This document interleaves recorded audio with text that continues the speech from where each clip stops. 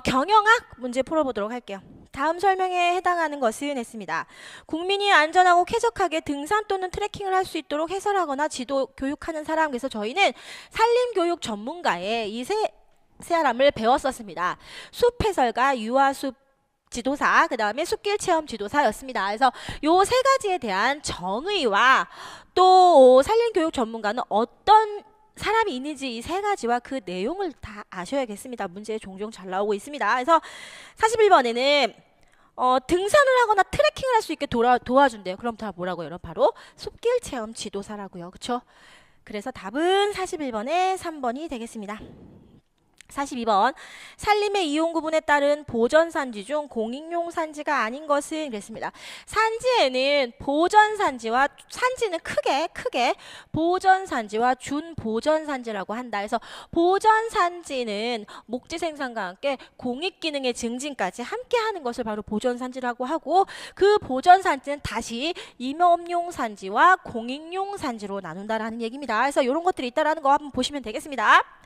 42번에 그래서 답은 볼게요. 공익용 산지가 아닌 것은 했습니다. 근데 1번에 최종림의 산지는 뭐다 여러분? 바로 임업용 산지이다.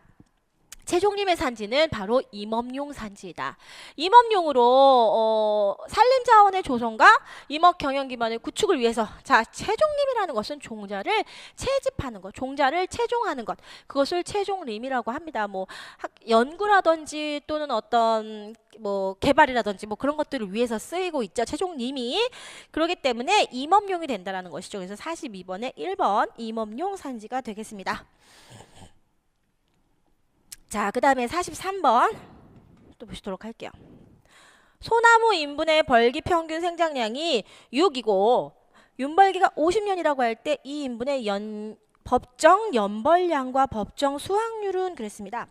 저희 법정 벌채량, 자, 법정이 뭐였어요 여러분? 법정이 해마다 일정량의 목재 수확을 영구히 계속할 수 있는 산림, 영구히 계속할 수 있는 산림으로서 내가 어떤 일정 목적에 따라, 경영 목적에 따라 어느 정도의 인분을 항상 수확을 하여도 남은 인분에, 남은 축적에, 인목 축적에 지장을 주지 않는 인분, 그것이 바로 법정림이었죠. 법정림. 그런 법정 생장량은 항상 어떤 내 경영 목적에 따라 벌채하여도 남아있는 인목 축적이 일정한 것, 또 그것을 법정 축적이라고 했었죠.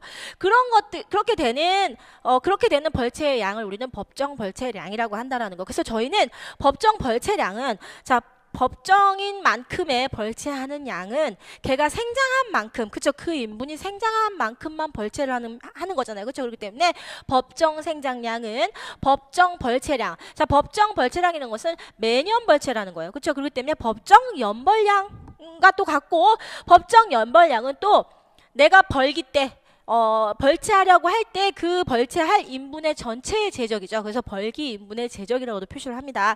자, 그리고 마지막 하나, 이걸 아셔야 됩니다. 이것도 같이. 그 말은 곧 벌기 평균 생장량에다가 윤벌기를 곱한 거랑 같다. 자, 우리가 어떤 영급에, 자, 작은 영급부터 큰 영급까지, 벌기 영급까지 있을 거 아니에요. 그렇죠? 그러면 벌기 영급을 우리는 다 벌채를 하게 돼요. 그렇죠? 그 부분을 다 벌채를 하려고 할 때 얘를 평균을 나눠봅니다. 평균을 나눠보면 예를 들어서 막대 그래프를 그려본다면, 자, 여기가 이제 이만큼이 우리가 이쪽이 0급이에요. 그래서 자, 이만큼이 우리가 벌채할 부분이에요. 그렇죠? 이 부분이 벌채할 부분이고, 그 앞에 0급이 있고 또 그 앞에 0급이 있고 또 앞에 0급이 있어요. 그렇죠? 그러면 자, 이만큼의 이때의 0급이 우리는 벌채할 0급이에요. 그렇죠? 그러고 나서 생장량이, 그 해의 생장량은 이만큼, 여기에 그 해의 생장량은 이만큼, 여기는 이만큼, 여기는 이만큼, 이만큼. 그 해의 생장량이 항상 그 다음 0급의 그 전 생장량과 똑같습니다.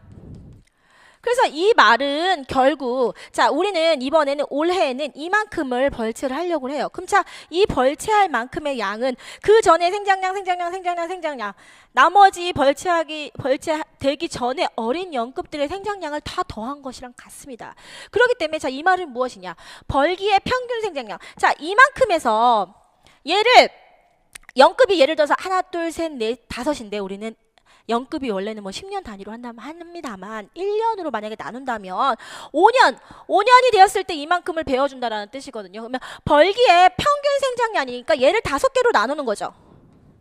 뭐 이렇게 5개로 나눕니다. 뭐 잘 나눴는지 모르겠습니다만 둘, 셋, 넷, 다섯. 5개로 나눈다고 합니다. 그러면 자 5개로 나왔을 때 그러면 요만큼의 벌기 평균 생장량이에요. 그럼 거기에다 결국 얘는 윤벌기가 5년인 거잖아. 지금 제가 1년급을 하나를 1년으로 보았을 때 그러면 1, 2, 3, 4, 5년이니까 결국 이거에다가 5년을 곱한 것이 벌기 인분의 제적, 벌기 생장량, 벌기 법정량. 그죠? 법정 연벌량. 그게 다 되는 거예요. 그래서 다 같은 말이 바로 이런 말이 다 같은 말이란 뜻입니다. 그래서 저희는 나 이거 복잡하게 뭔 소리인지 모르겠다 하시는 분들은 그냥 외우십니다. 벌기 평균 생장량 곱하기 윤벌량, 법정 연벌량, 법정 생장량, 벌기 인분의 제적, 벌기 평균 생장량 곱하기 윤벌기로 외우시면 되겠습니다. 그래서 또 하나 다시 법정 그러면 벌체량, 연벌량은 그렇게 되고 법정 연벌률은 어떻게 해서 유도가 됐더니 유분의 윤벌기분의 200이더라 라는 거 기억하시면서 자 그러면 보시면 됩니다. 자 보시면 됩니다. 43번에 봤더니 벌기 평균 생장량이 6이래요. 자 얘가 6이고 윤벌기가 지금 뭐라고 했어요 여러분? 50이라고 했죠? 맞네요. 그쵸? 그랬을 때 법정 연벌량이니까 법정 연벌량 뭐예요 여러분? 바로 300이네요. 300. 그러면 300 세제곱미터 퍼 헥타르겠죠. 헥타르당 300 세제곱미터가 되는 거겠죠. 자, 그 다음에 법정 연벌률을 물어봤네요. 자, 법정 수확률이라는 것이 바로 법정 연벌률인 거죠. 연간 벌체량은 연간 생장량, 즉 연간 수확량이라고 갔죠. 그렇기 때문에 그것의 비율이니까 연간 벌체 율 또는 연간 벌체율하니까 그 법정 연벌률이 되는 것이고 법정 연벌률은 법정 수확률하고 같은 말입니다. 그렇기 때문에 U분의 200이니까 얘가 윤벌기가 아까 50이었죠? 50분의 200은 그냥 바로 4가 되는 것이죠. 그래서 답은 3번에 300과 4%가 되겠네요. 그거 기억하시면서 저희는 법정 연벌량이랑 생장량, 벌기 인분의 제적, 벌기 평균 생장량 곱하기 윤벌기 같은 것 그리고 연벌률은 U분의 200 연벌률은 생장률 또는 뭐 수확률 이런 것들랑 다 같다라는 거 같이 기억해 주시면 좋을 것 같네요. 자, 그 다음에 44번 보시도록 할게요. 임업 순수익의 계산 방법으로 옳은 것은 순수익은 내가 벌어들인 소득에서 비용을 빼주면 되는 거예요. 그렇죠? 그럼 볼까요? 한번. 자, 임업 조수익이 먼저 나왔어요. 자, 조수익이라는 것은 임업의 총수익이에요. 총수익. 자, 그러면 순수익은 총수익에서 그 다음 게 나온 게 경영비, 뭐 감가상각비 이런 것들이 나왔어요. 그러면 뭔가 총수익에서 들어간 비용을 빼줘야 되죠. 그럼 그걸 생각하십니다. 그러면 임업 총수익에서 경영비를 더해주면 안 되겠죠. 감가상각액을 빼주는 건 맞지만 우선 두시고 그 밑에 가족임금 추정액도 가족이 집에서 같이 일을 해줬어요. 그럼 어쨌든 그것도 우리가 노임으로 만약에 썼으면 돈을 줘야 되는 것들이죠. 그렇기 때문에 가족임금 견적액도 빼줘야 돼요. 근데 여기 지금 더했으니까 그게 틀렸네요. 그래서 4번에 보시면 임업 조수익에서 경영비를 빼고 가족임금 추정액을 뺐을 때 그것이 임업 순수익이 되겠다라는 것이고 이건 그러니까 기본 상식으로 생각했을 때 그렇다는 것이고 우리는 이것을 외워야 된다 그랬죠. 그래서 저희는 임업 소득이 먼저 조수익에서 경영비를 뺀 것 그쵸? 그게 소득인 거죠. 총수익에서 경영비를 뺀 것이 임업 소득입니다. 자, 임업소득인 건 이렇게 알았는데 그렇다면 임업 순수익은 자, 임업 소득이 저렇게 돼요. 그쵸? 근데 임업 순수익 같은 경우는 임업에서 내가 벌어들인 소득에서 가족임금 견적액이라는 걸 빼요. 그쵸? 가족도 우리 집에서 같이 일해서 내가 노임은 지금 바로 주지 않았지만 예를 들어서 그렇더라도 어쨌든 가족의 노임도 우리가 다른 사람의 노동력을 썼을 때는 충분히 그 노임을 제공을 해야 된다는 얘기죠. 그렇기 때문에 가족임금 견적액도 같이 임업소득에서 빼준다라는 거. 그래서 임업소득이 근데 마침 조수익에서 경영비 빼는 거니까 조수익 빼기 경영비 빼기 가족임금 견적하면 그것이 바로 임업 순수익이다라는 거. 그래서 저희 요 성과 계산 방법 요 4가지도 다 아셔야겠죠. 그래서 임업 소득과 순수익은 더 잘 아셔야겠고 조수익, 임업 경영비에는 어떻게 되는지 요 내용도 종종 잘 나오기 때문에 같이 숙지를 좀 하셔야겠습니다. 그래서 답은 44번에 4번이 되겠습니다. 자, 45번 보실게요. 살림의 순수익이 최대가 되는 벌기령 결정과 가장 거리가 먼 인자는 그랬습니다. 살림 순수익이 최대니까 바로 뭐라고 해요? 바로 살림 순수익 최대 벌기령이다라는 거죠.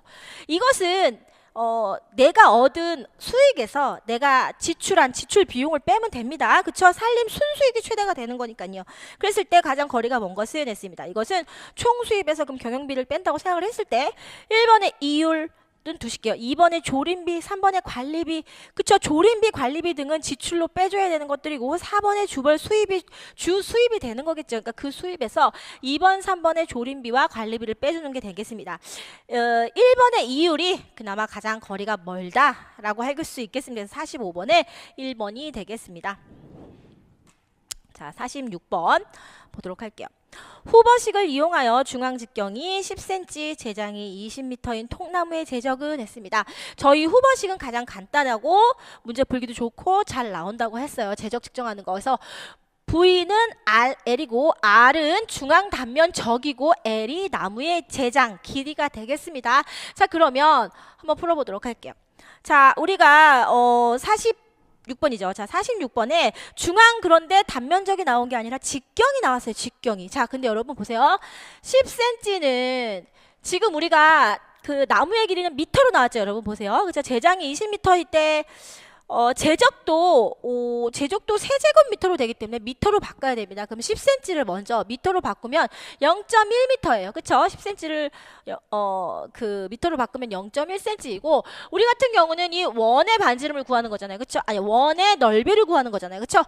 중앙 단면적이니까 원목의 원의 넓이를 구하는 거기 때문에 원의 넓이는 뭐라고 여러분? 반지름 곱하기 3.14. 그쵸? 이것은 다 어렸을 때 우리 수학 공식으로 꼭 배운 것들이죠. 그래서 반지름 곱하기니까 0.1의 반지름이니까 0.05 곱하기 0.05 곱하기 3.14 하면 이것이 그 단면이 되겠죠. 그렇죠? 중앙 단면 적이 되겠습니다. 그다음 곱하기 제장이 아까 뭐라고 했어요, 여러분? 10m라고 했나요? 그렇죠? 20m네요. 20. 그렇게 해서 풀어주면 어떻게 된다고요, 여러분? 답은 0.1570이 되겠네요. 0.1570. 그래서 이렇게 정리를 하시면 되겠습니다.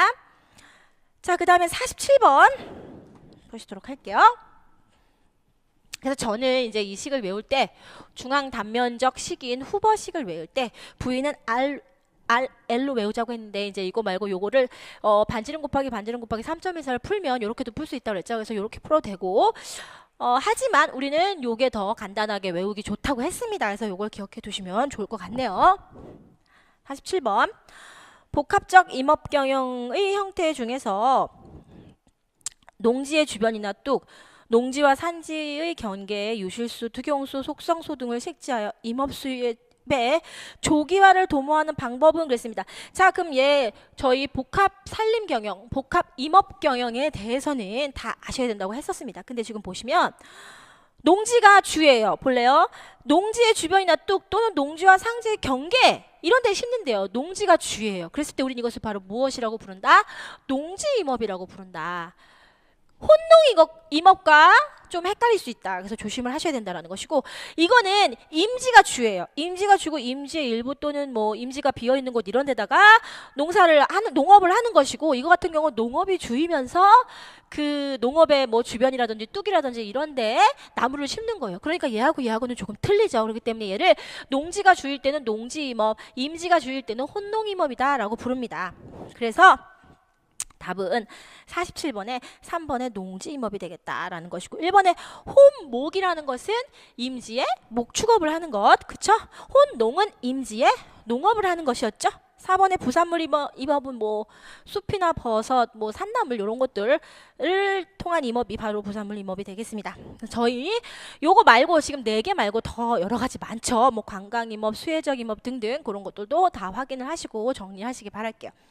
자, 48번 임지의 자연적 생산력을 가장 포괄적으로 표시하는 것은 임지의 생산력을 나타내는 지표가 뭐라고요? 바로 지위라고요. 그렇죠? 임지의 생산력 지표 지위. 그래서 지위는 상주하로 나눈다. 우세목의 수령과 수고로 분류를 한다라는 것 기억하시면 좋겠습니다. 그래서 49번 보시도록 할게요. 다음은 수학 조절 방법 중에 카메랄 탁세법이다. 이때 IR의 의미는 했습니다. 저희 수학 조정법 중에서 법정축적법이었죠. 법정축적법. 법정축적법에는 교차법, 이용률법, 수정계수법이 있었습니다. 법정축적법에는. 그래서 그중에 교차법, 또 그중에 교차법에는 카메랄 탁스, 헤이어, 칼, 게르하르트법 이렇게 4개가 있었습니다. 그쵸? 다시 법정축적법에는 교차법, 수정계수법, 이용률법이 있었고 그 교차법에는 또다시 이렇게 4개로 나눈다는 거. 그랬을 때 제일 위에 이 카메랄 탁세법이 일반적으로 법정축적법이다라고 말하는 경우가 꽤 많다라는 거 그거 같이 기억해 주시면 좋을 것 같고, 그래서 교차법에서는 생장량의 합계 플러스 갱정기분의 현실축적 마이너스 법정축적, 얘는 그냥 현실 생장량이다 갱정기분의 현실축적 마이너스 법정축적이었다라는 거 기억하시면서, 그러면 49번에 보시면 연간 표준 별체량, 그쵸? YA죠. YA는 IR이 뭐라고 여러분? 바로 생장량, 그쵸? 생장량을 다 더해준 거 생장량. 그래서 답은 49번에 2번 작업급의 생장량이 되겠다라는 것이고, 우리는 요 식을 꼭 기억을 하셔야 된다고 했습니다. 생장량의 합계 플러스 갱정기분의 현실 축적에서 마이너스 법정 축적을 해준다라는 거. 을 잊지 않으셔야겠습니다. 헤이어까지 같이, 헤이어의 연간 표준 별체량도 같이 암기를 하시면 더 좋겠습니다. 자, 이제 50번. 자, 50번 보도록 할게요. 산림 환경 자원으로서 야생동물의 서식 밀도는 어떻게 표시하는가 이랬습니다. 이것이 여러분 예전부터 은근히 간간히 출제되고 있습니다. 잊어버릴만 하면 한 번씩 출제되고 있습니다. 이건 그냥 외우십니다. 서식 밀도는 100헥타르당 마리수, 여름철에 100헥타르당 마리수로 표시를 합니다. 그래서 답은 4번의 100헥타르당 마리수, 그것도 같이 기억을 꼭 해주시면 좋을 것 같습니다.